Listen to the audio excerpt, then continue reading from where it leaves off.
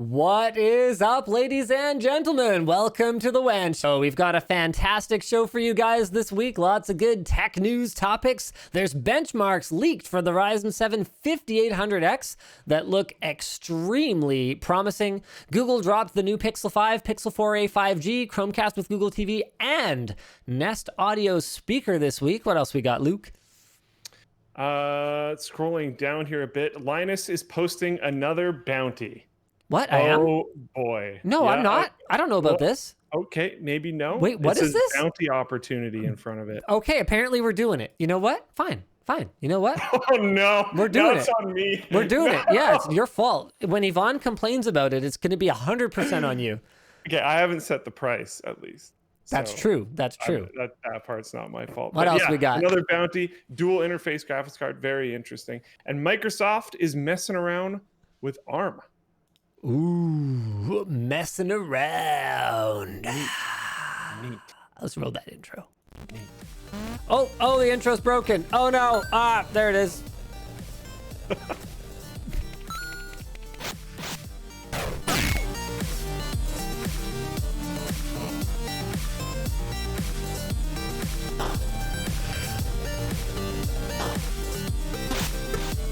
The show is Nerd or Die and Vessi Footwear. Oh my.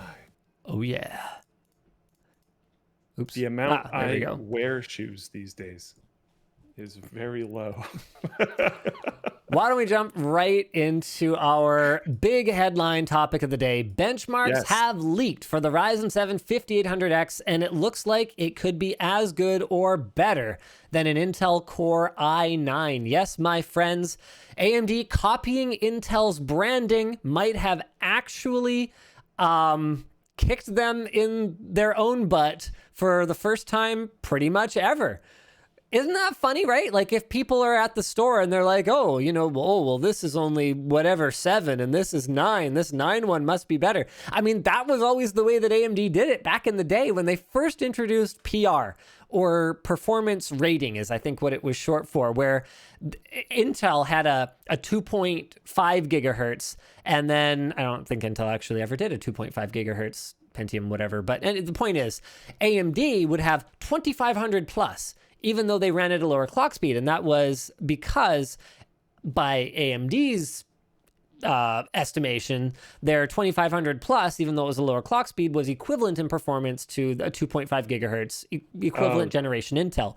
And that was gross. In fairness to AMD, a lot of the time, their lower clocked processors were in fact competitive with higher clocked Intel ones.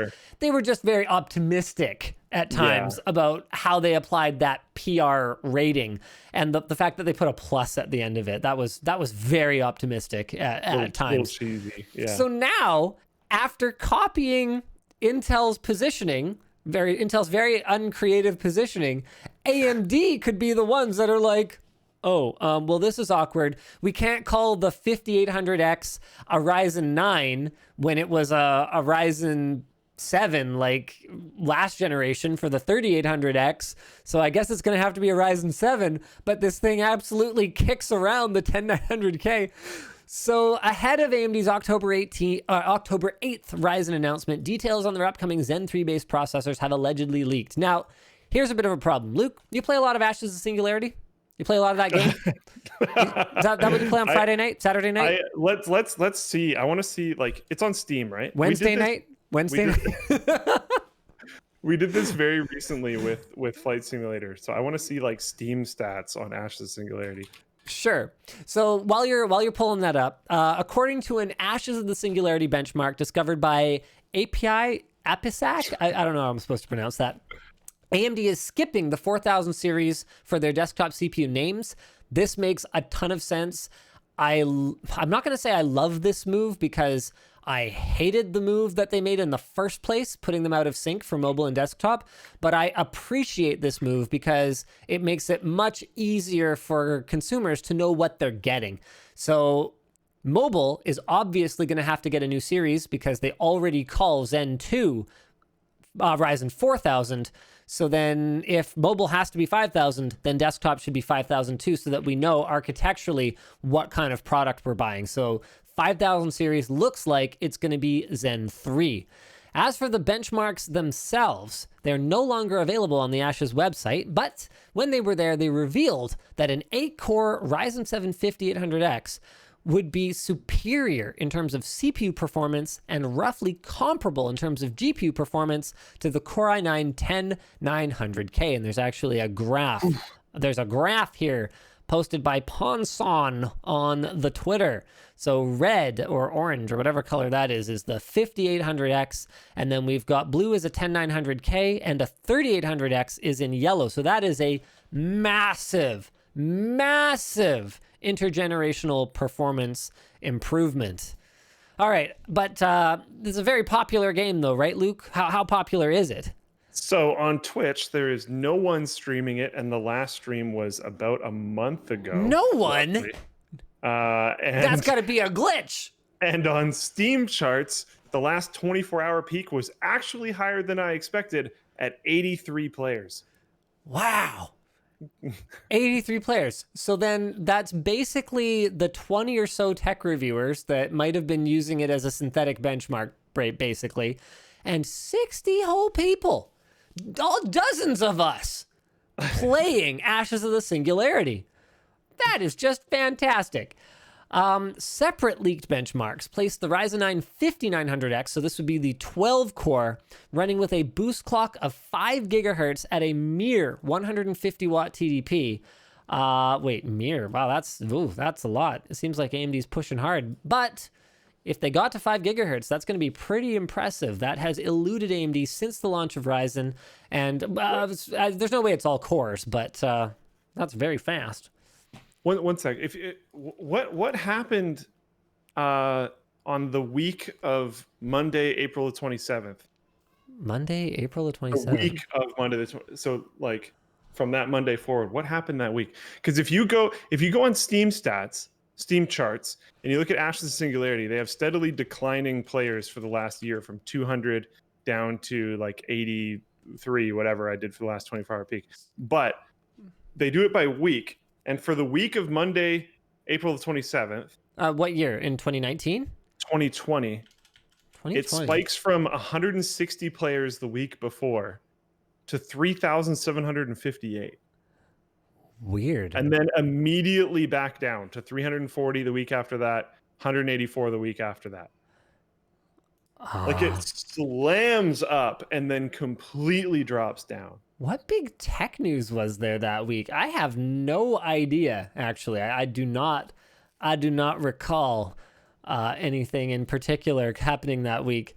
It looks like, okay, sorry. They say week from, but it looks like they're doing it monthly. So did something happen in? I have no idea what happened in April. Early. So was there something that happened in May? Intel CPUs launch? I don't remember, but like, why Ashes all over the place? Hold on, there's a few more things I want to wrap up with here. Sure. So aside from the core count and clock speed rumors, Zen 3 is also expected to feature significant IPC improvements. So that's performance per clock, and we're thinking about 15% compared to Zen 2. So theoretically, with both a clock speed and IPC improvement, Ryzen 5000 series could be well ahead of Comet Lake. AMD previously stated they'll be using an evolution of TSMC's 7nm process. They have not actually named it directly. The enhanced N7P process, which boasts a 7%-ish performance improvement over N7, seems like the best fit after AMD clarified that their 7nm plus nomenclature did not mean a more sophisticated EUV-based N7 plus process, which claims a 10% improvement. So, dang. But can I go tinfoil hat here for a second? Can I go tinfoil hat? Absolutely. And like, please do. I don't actually think this is necessary. I don't think this is true. There. I'm just gonna put it out there as something that I don't think is true, but it is just extremely fishy. Even reviewers don't use Ashes of the Singularity anymore. Yeah, not really. Could this be an AMD cherry-picked scenario that they accidentally leaked?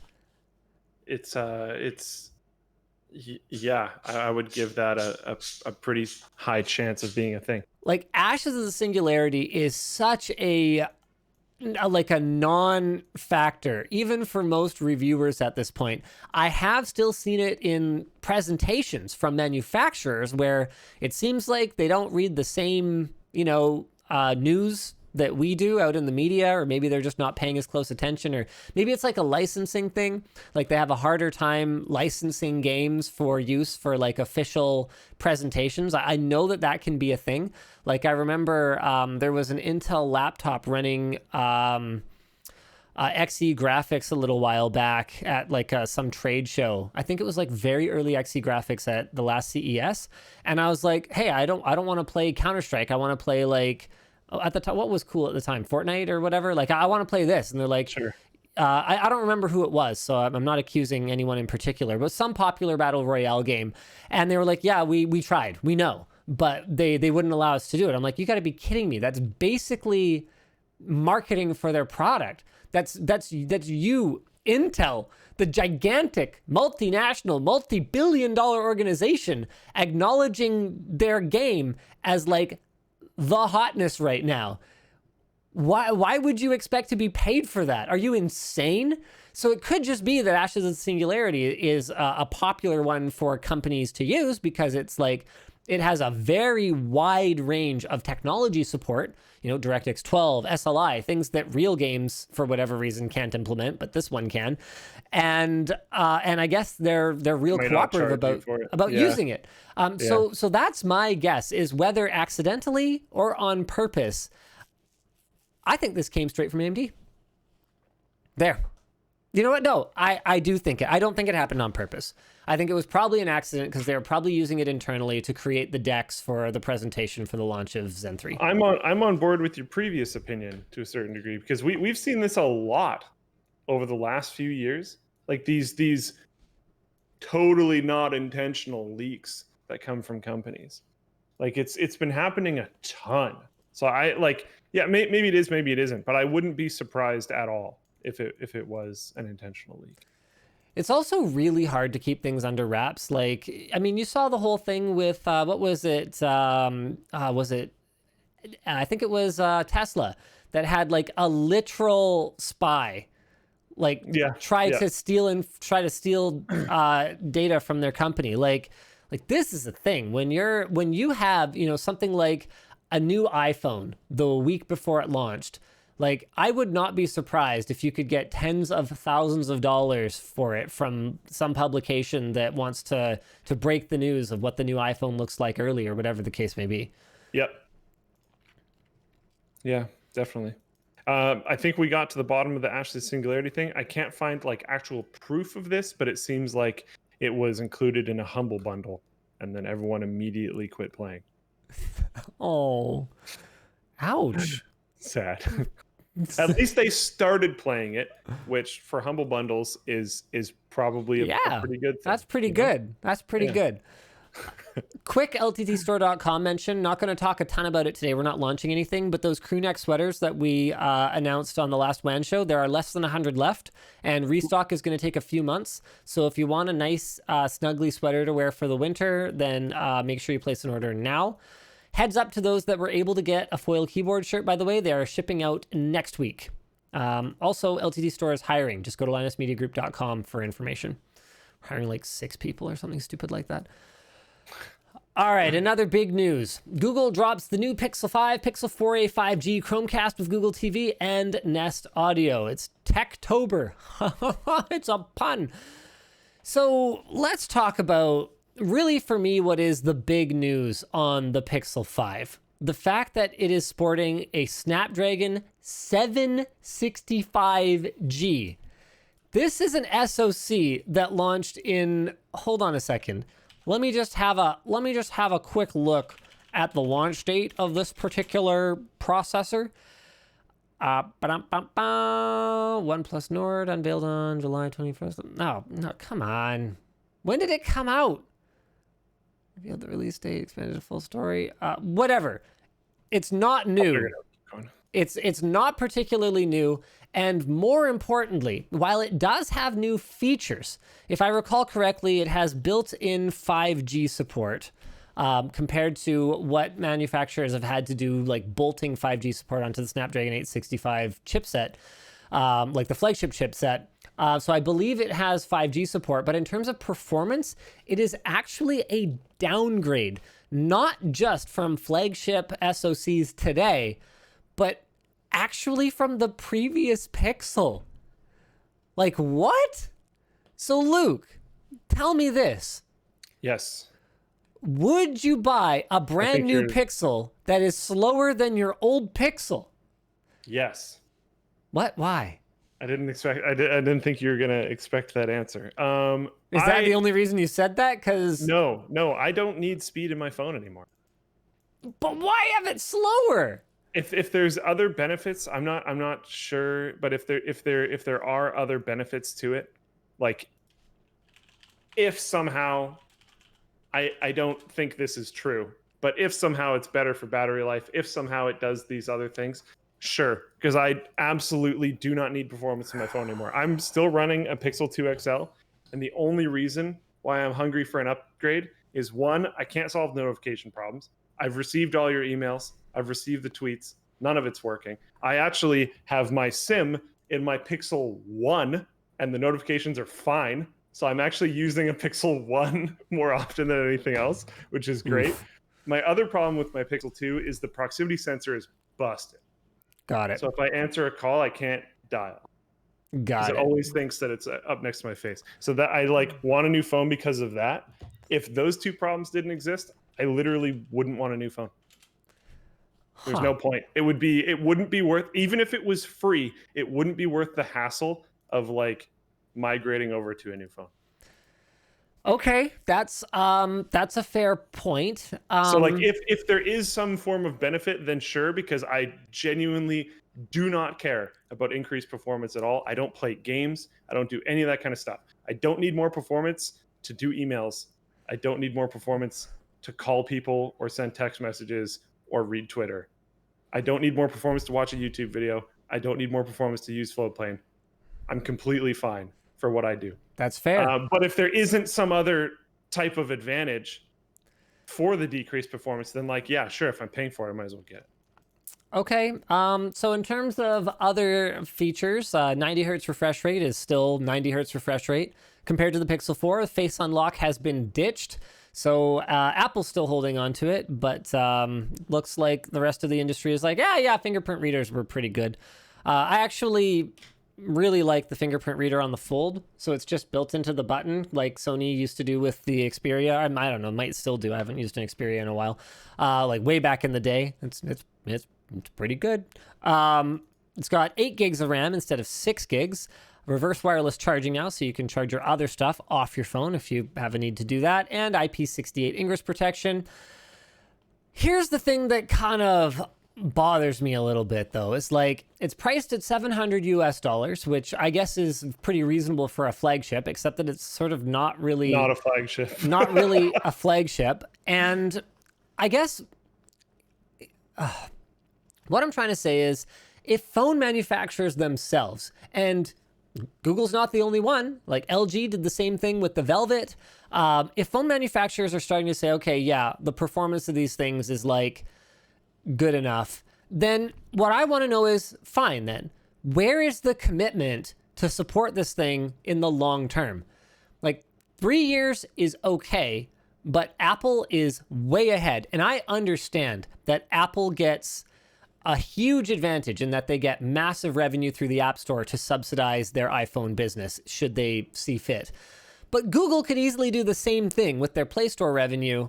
And I'm going to propose something really crazy right now that is probably going to be pretty unpopular. What if you could just pay a monthly fee for ongoing operating system support?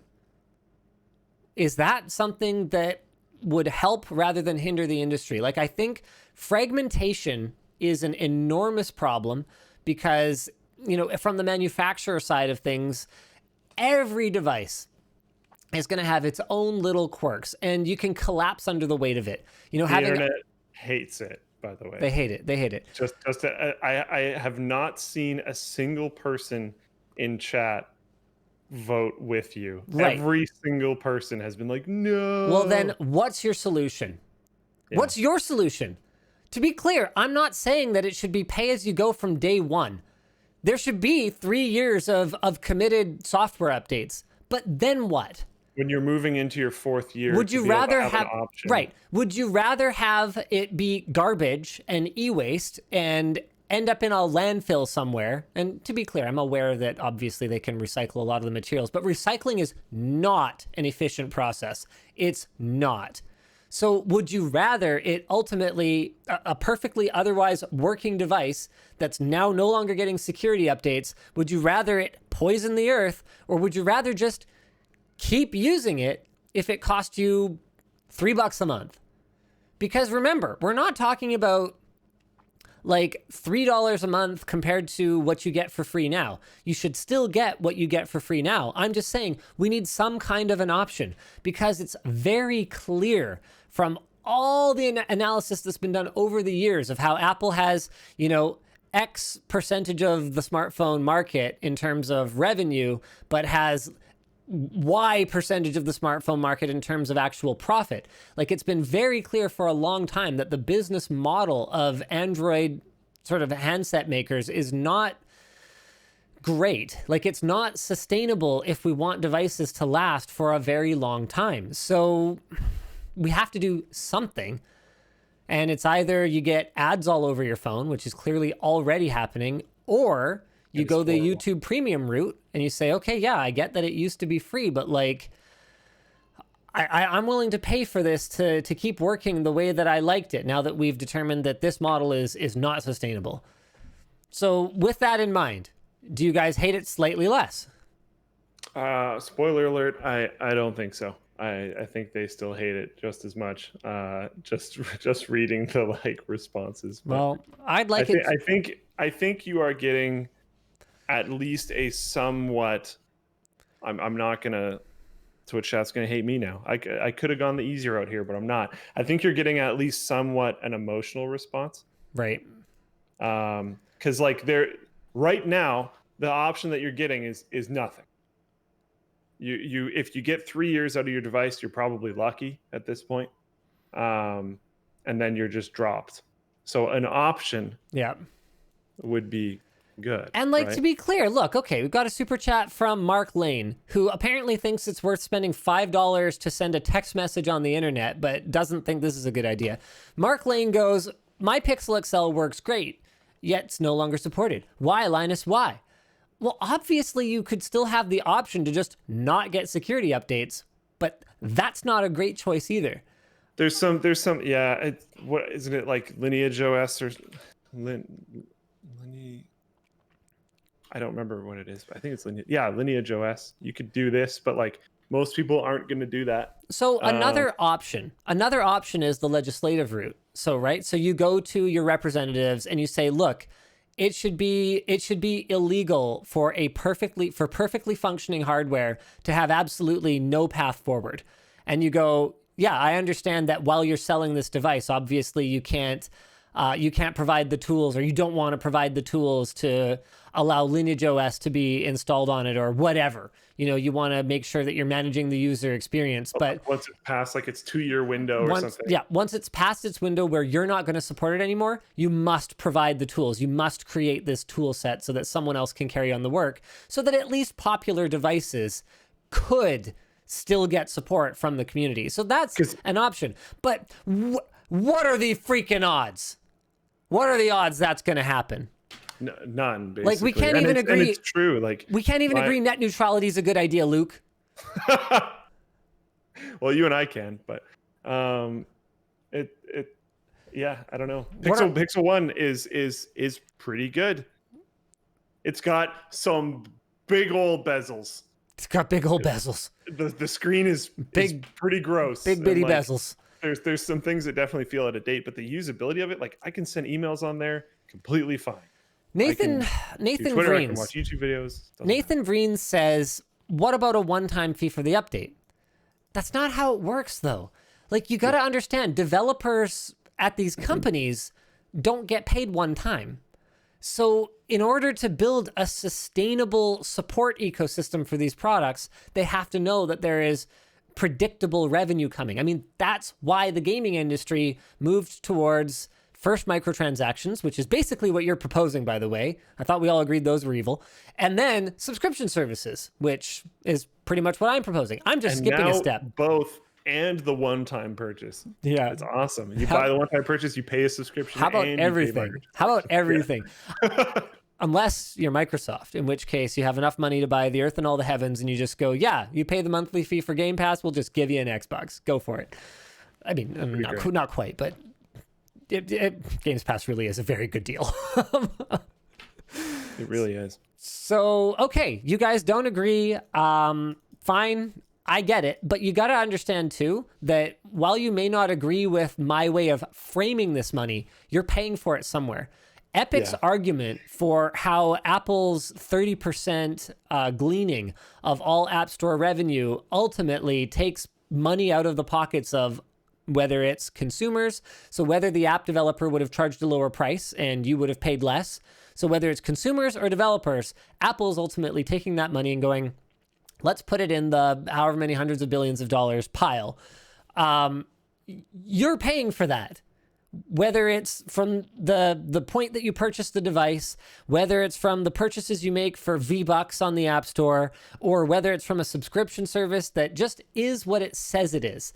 A device maintenance, like software maintenance fee that you pay on a monthly basis. It's all the same thing. It's all just how they frame it. Yeah, so Jaw Media says, or pay $1,600 for a device and have the updates included across the life of the device. Yeah, that's exactly the same thing. So why do devices keep getting more expensive? Quite frankly, the hardware isn't that much more expensive. We know from working with a particular brand, I'm not going to say who it is because I don't want to get them in trouble, but let's see. Oh man, this is a really long email thread. But we actually know the price difference between a Snapdragon 865 and a 765G. And it's not as much as you might think. Let me just do a quick search for, oh man. Wait, I think I found it. Yeah, here we go. So I'm not naming anybody, but the difference in price for the component cost for the chipset is apparently about $70.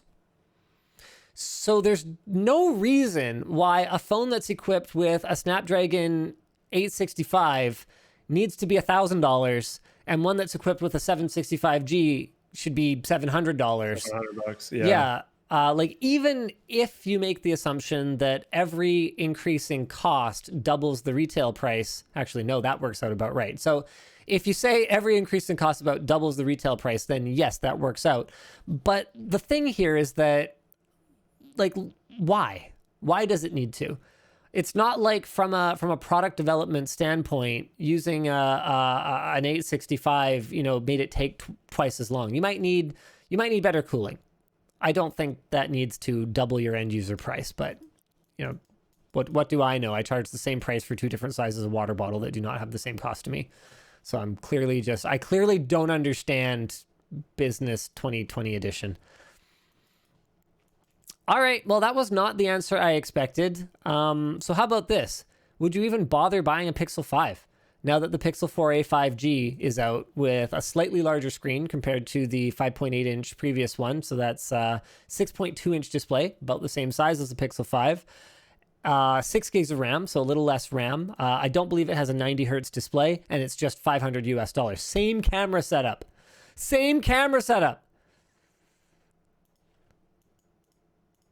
You're muted.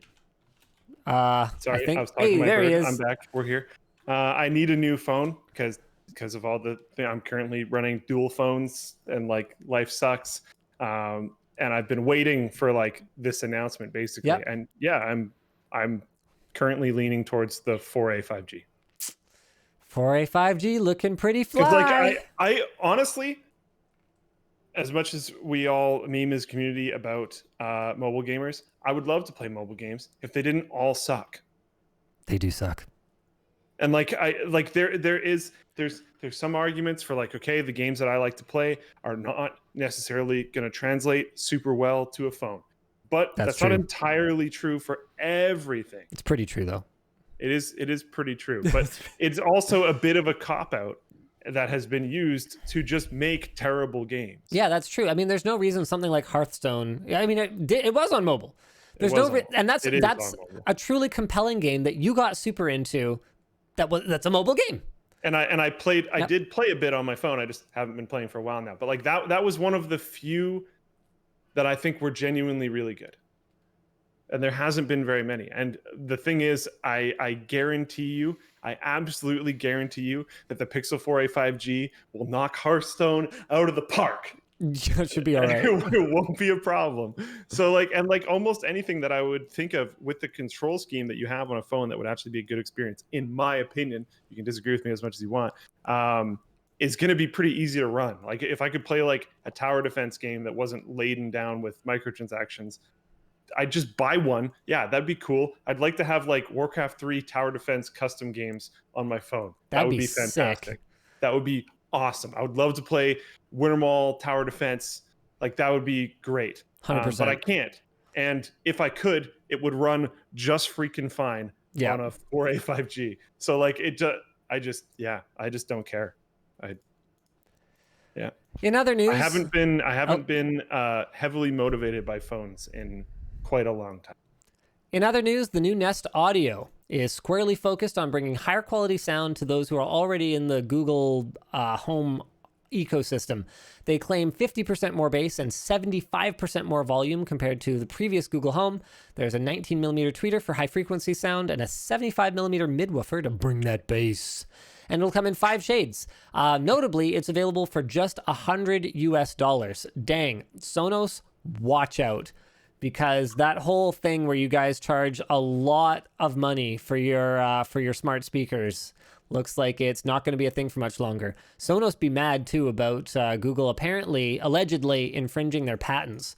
So we're going to see how that plays out. Finally, there's a Chromecast TV with Google TV, which is great because Google TV is great.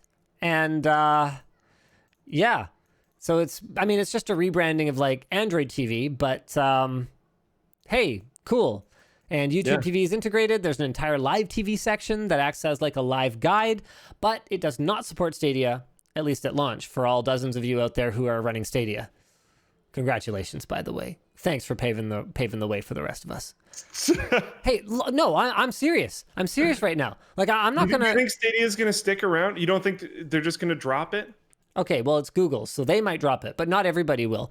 What did they drop recently? They just remember, I think it was on WAN Show last week, we were joking about Google Cardboard. Like, does anybody still do that? Yeah, they formally dropped Daydream. So Google's whole Daydream as a whole, really. Daydream's whole VR, Google's whole VR AR strategy seems to have been a bunch of engineers that got a nerd on for it a few years ago, and we're like, wow, we should like VR, and then there was no business case for it whatsoever because people are not going to do that. Like, they're not going to put their phone in some stupid holder and strap it to their head to like watch Netflix. That's ridiculous. It's not comfortable, and it looks awful. And so they've accepted that it's dead. Like, honestly, sometimes I really do wonder if Google practically runs like Valve, where you just wander around and work on stuff that you think is interesting, roll your desk over to like, I don't know, the Hangouts Meet project. Like, oh, hey, wow, this is like got the same name as like Hangouts, but like Meet. Is it a corporate offering? No, not really. Oh, it's like, if I have the Hangouts app and the Hangouts Meet app on my phone, I'll just get 2 notifications for the same message. Wow, that seems like a great idea. I'm gonna roll my desk right up here. And I mean, don't get me started on YouTube Stories. YouTube Stories has gotten, as far as I can tell, like 2 updates since they launched it over a year ago. And get this, the first Fold, my first complaint that I couldn't use the Galaxy Fold as my daily driver because YouTube Stories doesn't work on it. For what reason? I don't know was 10 months ago. And yet, here we are, ladies and gentlemen. I pressed the create button and I got, well, whatever. You can't see that. Don't worry about it. I got go live and I got video. No stories, no community posts. Why? What difference does it make? Just put the f***ing button in there. 10 months. 10 months. Like, they've got this completely, like, scatterbrained approach to product development. I don't understand how they get anything done. Usually it seems like unless something completely blows it out of the park, it's dead. And Stadia sure as heck did not blow it out of the park. So I'm expecting it's just dead in the water. I don't think it's going to go anywhere. Have I talked? Go ahead. Sorry. When Google abandoned something, it's not like they like open sourced it all. No, you're just so like the paving the way idea. The reason why I like jumped on that is like it's just dead, and all the work they did on it is just going to rot. Okay, so here's a good one. I was a happy Google Play Music user. Google Play Music is getting sunsetted very soon. Well, you didn't even pay for it, but I was a happy paying Google Play Music user, and they're sunsetting it in favor of YouTube Music. I have sent a complaint about this to the YouTube team because apparently it's like YouTube now. I'm like, hey, you guys have a couple of absolutely game-breaking problems here that are going to turn me from a paying customer into a non-paying customer. Here they are in no particular order. Number one, Google Play Music can cast directly to my Sonos ecosystem in my house that I have spent hundreds, nay, thousands of dollars on at this point. YouTube Music needs to do that. If it doesn't, I'm going to Spotify, which has that functionality, because I hate Sonos's own app. It's horrible. So what I want is to use the native app for my music service and then just cast it to my Sonos speakers. That's the world I want to live in. And they're like, oh yeah, that's great feedback. Thanks. Number two, get this. On my family plan, which I had for Google Play Music, and I intend to continue having for YouTube Music, on my family plan, I have my children and you. So all my dependents, basically.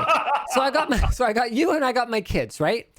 And they use Google Play Music all the time because they can play music in their room. I've got a Sonos speaker in almost every room in my house now, and they like listening to music. And they're pretty tech savvy. My son's got a phone, so they use it.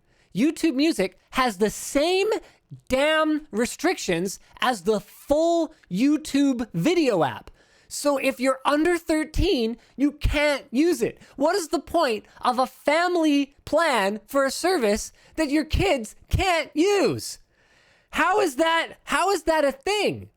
I don't know if they've actually fixed that one yet, but like, how can you be like, yeah, here's the date when this service is going away completely. By the way, if you have a family or if you have a third-party smart speaker,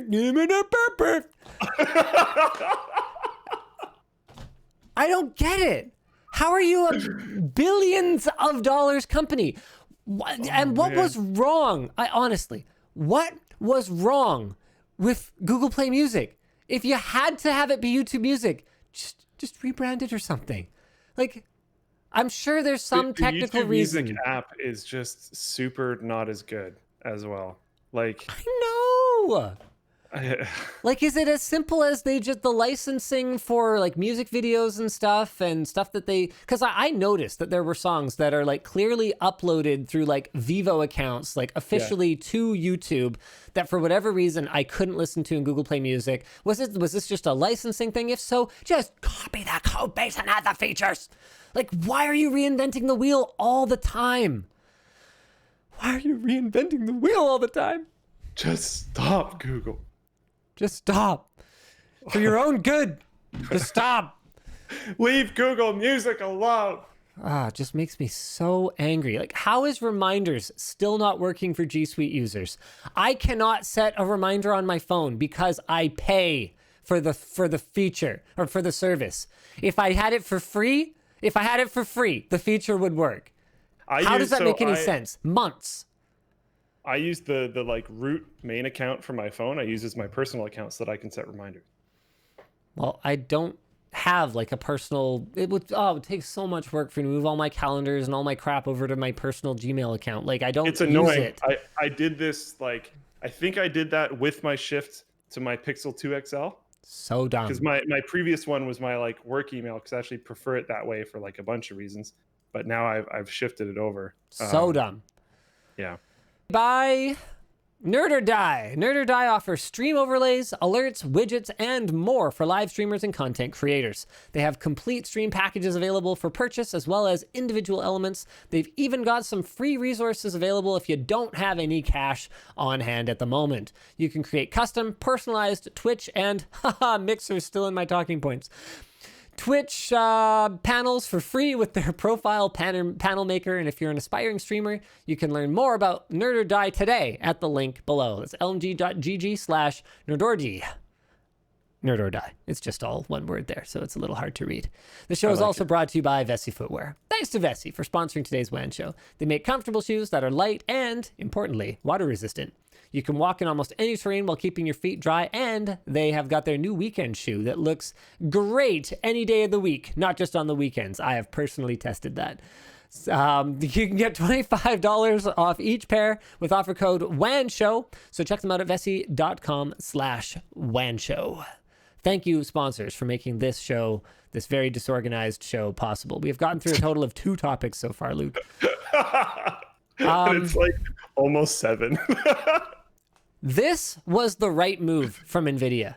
I like this. They have delayed the RTX 3070 launch to the end of October, and they're doing this to allow for more stock to build up so that there might be some freaking chance that you can actually buy one. And you might think this is an entirely altruistic move from NVIDIA, just to make life easier for the gamers and the shopkeepers who all want to get their hands on this shiny new technology. And as far as I can tell, it actually appears to be. Hold on a second. Let me check something real quick here. Does it use the same die? Does it use the actual same die as, so if the full GA blah blah blah GA 104 GA 104, yeah, no, it actually uses a different core. I have not looked into the 3070 much yet. I'll figure it all out when we're doing the review. So if this was a product where NVIDIA was going to be using harvested cores and selling them at a lower price, you could say, oh, well, they're probably just stalling so that they can sell more 3080s, let's say, for example. Sell more 3080s, and people won't have the 3070 as an option. They're worried the 3070 will cannibalize 3080 sales. But what actually seems to be happening here is, because this is an entirely new core that is not shipping in any other product right now, NVIDIA may just be straight up trying to make life a little bit easier for someone who wants to get one on launch day, because it would be in NVIDIA's best interest, knowing that they are going to sell every single unit regardless. It would be in NVIDIA's best interest to take the money earlier rather than later. Remember, this is a product that they have spent, I don't know how many, tens, hundreds, thousands of millions of dollars building. Probably not $1 billion for this one in particular, although it wouldn't surprise me if Ampere as a whole cost them $1 billion. But this is a product that they spent definitely millions and millions of dollars developing, and I'm sure they want a return on that investment sooner rather than later. So they are actually just putting it off for a few weeks here so that there is a chance that if you're one of the enthusiasts who really wants one on launch day, you'll actually be able to get one. I say good guy move. Anthony's saying the Radeon event. I see. You see that? Yeah. Yeah. The Radeon event is on the 28th. So, maybe not entirely good guys. They could also be trying to see what AMD is doing first. I also suspect that if I'm NVIDIA, I have a pretty good idea of what's coming from AMD at this point. It is amazing how much intel those companies have on each other. Like, for realsies. So, blah, blah, blah, blah. It's likely the 3070 will be the best price to performance ratio of the 3000 series. We're expecting 2080 Ti performance for about $500, but of course, that remains to be seen. I think even if they had the stock available, that like this launch wouldn't be problematic. I think delaying the launch, and I don't think that's the case at all. I don't think they have the stock, just to be very clear. Yeah. I'm just saying, even if they did, delaying the launch and saying that they did it for stock reasons would have been a win for them anyway. Yeah, that's fair.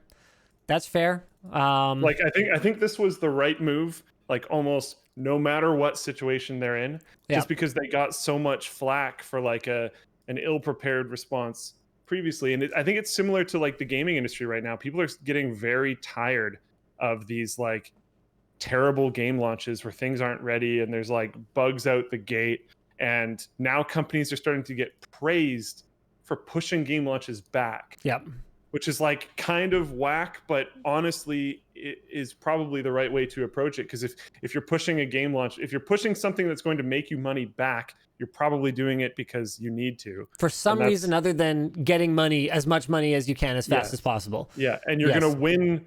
You're gonna win appreciation from your audience for doing that. So yeah, I think they're winning some mind share, and also being able to place it right behind AMD's launch. So if AMD surprises them, AMD surprises them somehow, it's a lot easier to drop your price before you've actually put any cards in the hands of customers than it is to do it after you've put cards in the hands of customers. So if AMD like pulls off some kind of coup here, NVIDIA has the option to issue, after they've shipped the product, rebates to their board partners and retailers if they want to. I suspect there's not going to be that many surprises, but I think that's just me. Like, that's like a defense mechanism for me at this point about AMD. Like, I'm pretty bullish on like CPU right now, but man, AMD GPU has disappointed me so many times that I'm just like, yeah, whatever. Sure. Let's see what happens. Microsoft announces Surface Laptop Go and new Surface Pro X. The Surface Laptop Go has a 12.4-inch 1536 by 1024 touch display, a 720p webcam, Core i5 1035G1, that's decent, 4 gigs of RAM, okay, 64 gigs of eMMC storage, which is pretty lame, for $549. I guess so? And the Surface Pro X, literally the same as the last Surface Pro X, but with the new Microsoft SQ2 processor. And what's interesting about this is that it's basically a modified Snapdragon 8CX Gen 2, which is a barely modified 8CX. But Windows on ARM is getting exciting because, we are leading into the next story here. Yes. Microsoft is planning to solve Windows on ARM's biggest flaw beginning in November. In a lengthy blog post, this is crazy, Microsoft outlined plans for future ARM development, including a new native Teams application and 64-bit x86 emulation support. Super cool.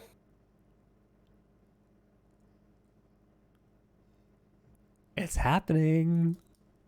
64-bit emulation support has long been a stumbling block for Windows on ARM, as more and more software is compiled for 64-bit processors, because it's been like, I don't know, when did the Athlon 64 come out? Like 2008? It's been like 12 years. So that meant that until this announcement, if you had a Windows on ARM device, you had to hope that there was either an ARM native version of the app or 32-bit version of the app in order to run it at all. What's up, Luke? 2003. 2003. Oh, wow. So I was way off. Sorry about that. Over 15 years. This is the second major x86 emulation layer that Microsoft has added to Windows on ARM, with the previous Windows 8-based Windows RT having no x86 app support whatsoever. Now, we have no idea what the performance will be like. It could be terrible, but any performance is a lot better than nope, lol. Yeah, absolutely. Because that's a big drawback. Like, a lot of people don't need to game on their laptop. I almost never run a game on my laptop. And if I did, a lot of the time I would be at home where I could use a game streaming service, and not one that I subscribe to. I don't subscribe to any, but I could just stream off of my desktop using GeForce Now. Wait, is it still called that? Game Stream. Sorry, GeForce Now is the other one. I think it's been rebranded like 3 times. Whatever, who cares? That would shield something. Anyway, Anyway, so yeah, I'm not too worried about things like game support, because that's not who they're going after. Like, they're going after the people who might buy, a MacBook, right? As long as I have at least the option to run any app that I would want to, this makes ARM on a mobile device like a laptop finally kind of something that could get to me. Like, if I had a laptop that I only had to charge like once a week, that would be amazing. You throw like a big fat like 70 watt hour battery in this thing and what is effectively a Snapdragon processor. Oh man. Like 2 days of screen time? Wow. I'd be super into that. All right. Should we do the bounty? I suspect, just one quick thing before we go forward. Yeah. I think this is going to be super problematic.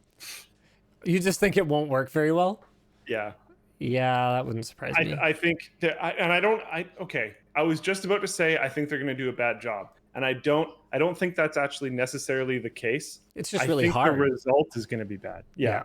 Like, they really might do hard. a great job, and I still think it's probably going to be really rough. Yeah, I mean, also sometimes Microsoft's developers are not the best. Like, what's up with that super tiny notification in the Teams app that indicates that you're not signed in? What's up with the Teams app? Yeah, well, but So, okay. I can't. I don't use Teams all the time. I use it pretty infrequently, maybe like once a week. So I'm not exactly the greatest like Teams user use case thing. But sometimes it can take me like days to figure out I'm signed out of Teams. Yeah, because it's just this like tiny little yellow bar. It's yellow. Yeah. I thought it was great. Whatever color it is, it's not eye-catching, and the entire app looks perfectly normal unless you try to send a message and it's like, oh, couldn't send. But if I remember correctly, it doesn't actually like say why. No, I don't think so. Like, oops. Couldn't send. So you have to be like, Sorry. oh, crap, I'm signed out again. It's and unbelievable. I have fairly intense password security, and it logs me out on my phone all the time. All the time. It's so annoying. And things on my phone generally don't log me out on my phone. Like the Slack, WhatsApp, Telegram, like what are all the other messaging applications that I use that do, for whatever reason, they don't need to log me out every 30 days. And we've been complaining to Microsoft about this ever since we made the switch. That was like freaking a year ago. Like, what are you guys doing? Nobody else requires this. So annoying. Really rough. So like I'm basically never logged into Teams on my phone. So I don't get Teams notifications on my phone, which is like hugely problematic in its own right. It's super annoying. Anyways, sorry, right. bounty. Bounty time. Bounty time. I don't even know if I want this. Do I even want this thing? What even is this? I mean, you definitely don't have to commit to a bounty. There's been cooler weird cards that I've seen. I'll say that much. All right. But I don't It is pretty neat though. I don't really understand this. Like why? I don't really understand why this is like a not safe for work thing. Not safe for work. Yeah, if you click through to the like Reddit thread, it's like, ooh, to everyone that loves AMD ATI graphics cards, click to see not safe for work. It's just a graphics card. I bet you they're trying to be like it's like it's gore. Okay, very funny, I guess. Because I think they're memeing on it. If your subreddit is called tech support gore, like you think, whatever, it doesn't matter. The point is, this is the HIS X1600 Pro Dual DVI. It is a dual interface graphics card with both AGP here on the bottom and PCI Express here on the top. This would be PCI Express 1.0 or 1.1 or something like that, way back in the day.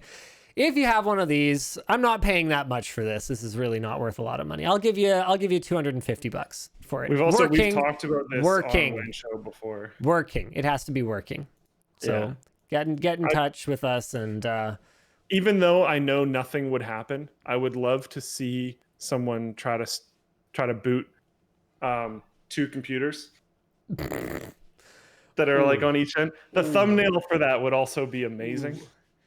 Yeah, that would almost definitely break something. There's just no way. Probably the card, because if it's being if it's receiving power through both slots, that would be probably bad. Maybe both motherboards. Like, I don't know how it would, because there's no way the engineers would have accounted for that. Like that's not even an edge case. That's like a senseless, needless destruction of our product case. Like, nah, dog. I'm so curious what would happen. Tell you what, if we get one, Nothing good. I will allow you to personally press the power button. Okay. Oh geez. Okay. Robert Mail sent a super chat. Rip the people who missed the first hour of the show over on Floatplane and Twitch. Yeah. We should start making the pre-show like Floatplane exclusive. There's no real reason. Now that Floatplane streaming works better, there's no real reason for us to have it on Twitch. Nerds. Sorry, Twitch.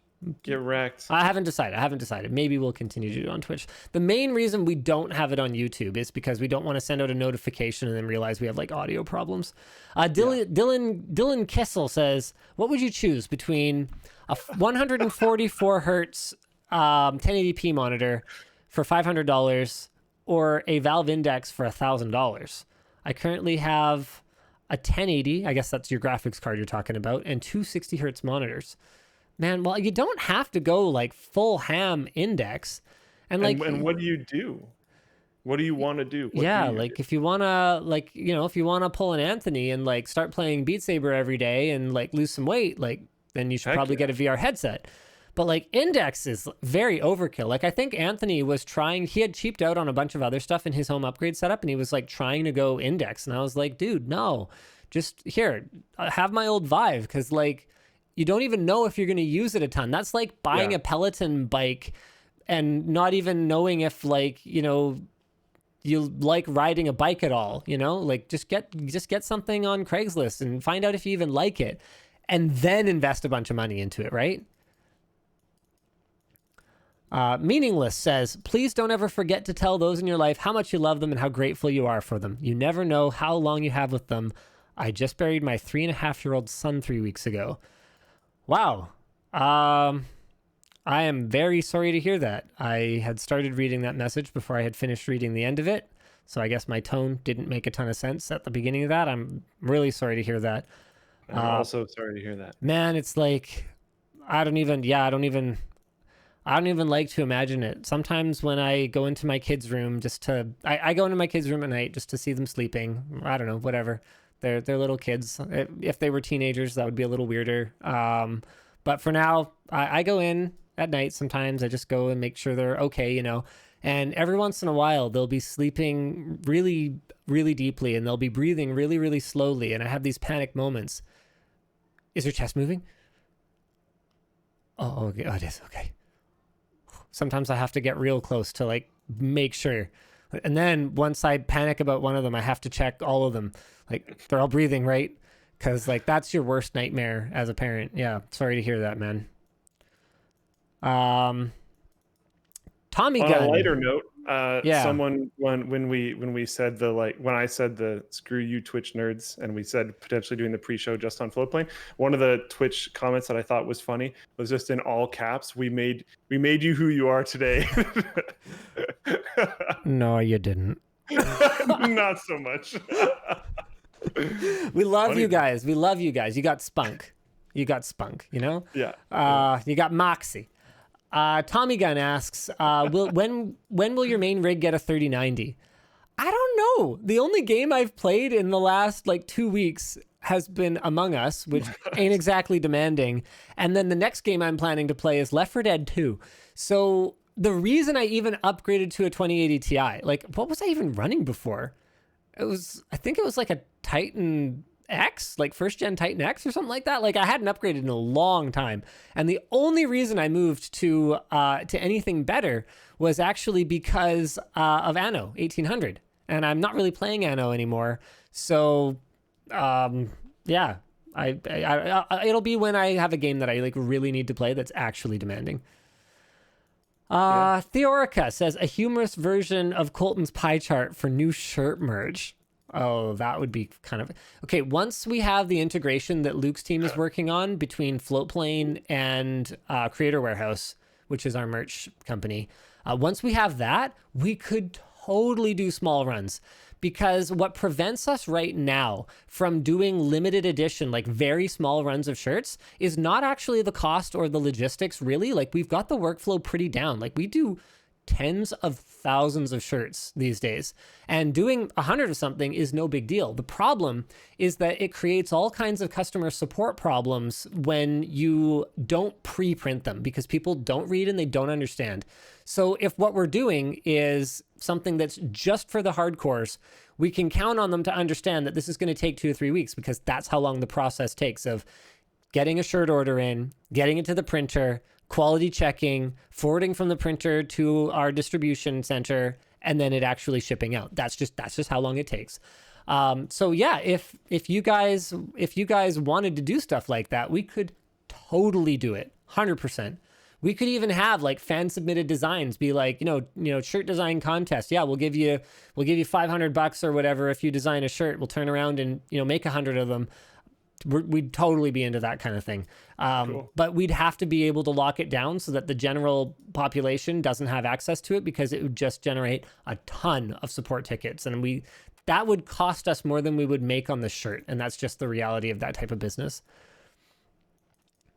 Nate says, you should schedule the WAN show on YouTube so we can sit in a waiting area and have the show auto start when the stream starts. No, I shouldn't. Just in case we're super late.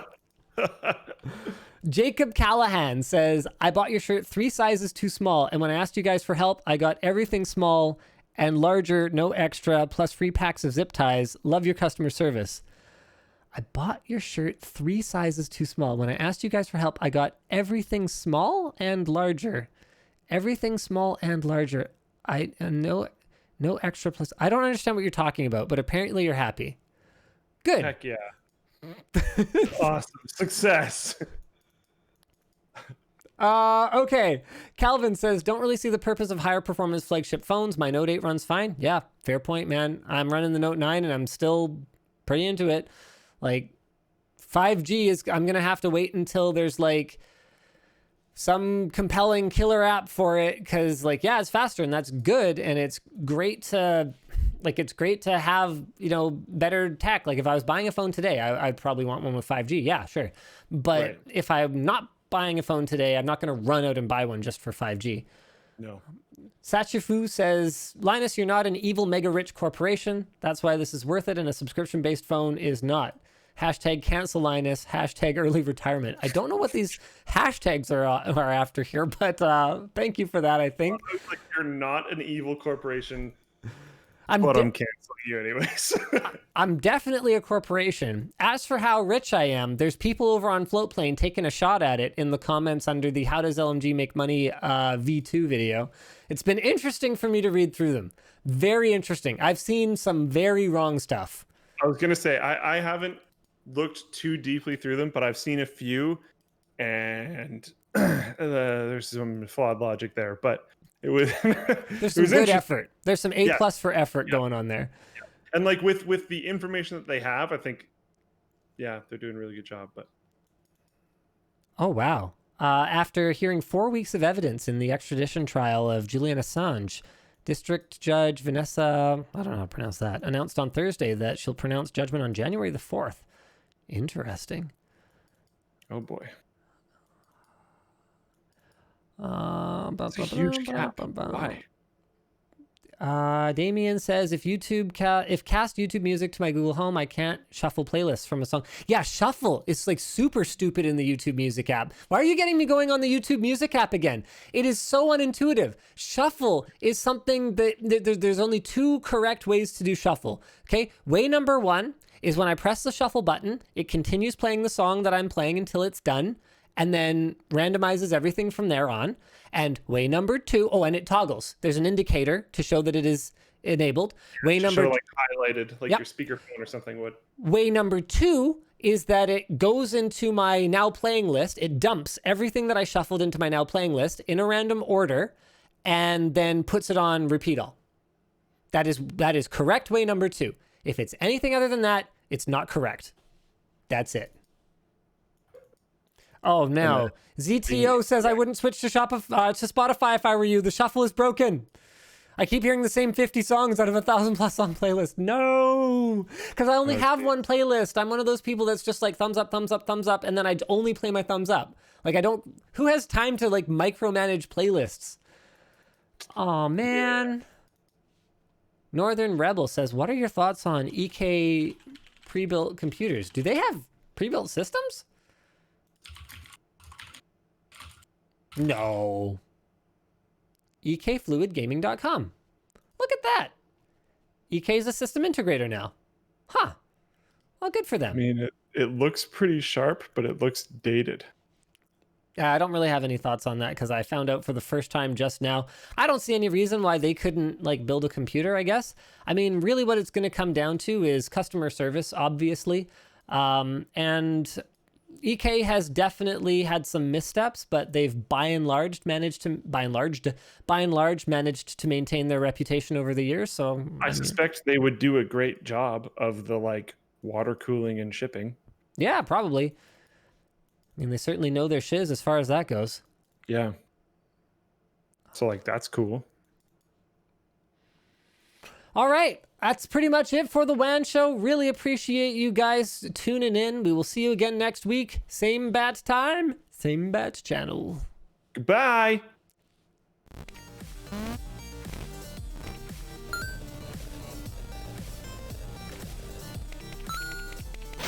WAN show has a crazy number of live viewers tonight. We're at like 25,000. That's a lot for WAN show. Yeah, I know, right? Like 20K over on YouTube, another 4K, even though we were dissing for Twitch, another 4K over there, and then plus go planes. Poor Twitch. Crazy.